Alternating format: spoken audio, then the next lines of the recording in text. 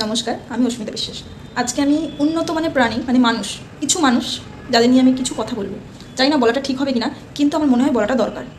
কিছু মানুষ আছে যারা কুকুর ভালোবাসে, কিন্তু সত্যি আমি বুঝতে পারি না তারা কেমন ভালোবাসে কুকুরকে।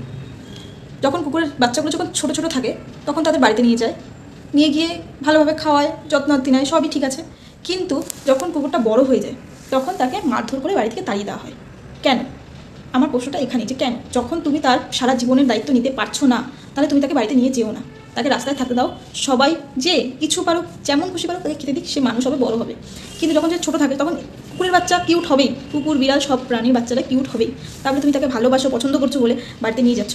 কিন্তু বাড়িতে নিয়ে যাওয়ার পরে কিছুদিন খেতে দিচ্ছ, তারপরে তোমার মনে হচ্ছে যে না, এ তো মানে এখানে ওখানে পটি করছে, দৌড়েও বেড়াচ্ছে, দরজার সামনে শুয়ে থাকছে, তাই বলে তাকে ছুঁড়ে ফেলে দেবে বা মারধর করবে, মারধর করে তাড়িয়ে দেবে বাড়ি থেকে, এটা তো করা উচিত না।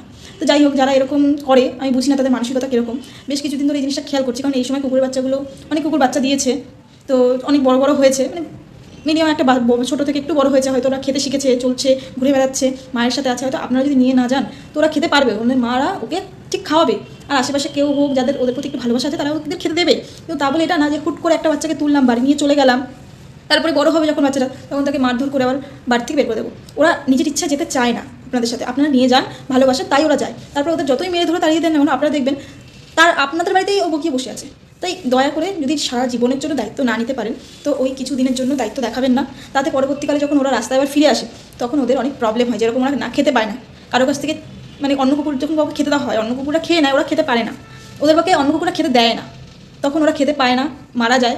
তো তাদের কাছে আমার অনুরোধ রইল যে যদি আপনি না নিয়ে, যদি ভালোভাবে রাখতে না পারেন, তাহলে রাস্তা থেকে কোনো কিউট বাচ্চা দেখে আমি তুলে নিয়ে গেলাম, এটা করবেন না।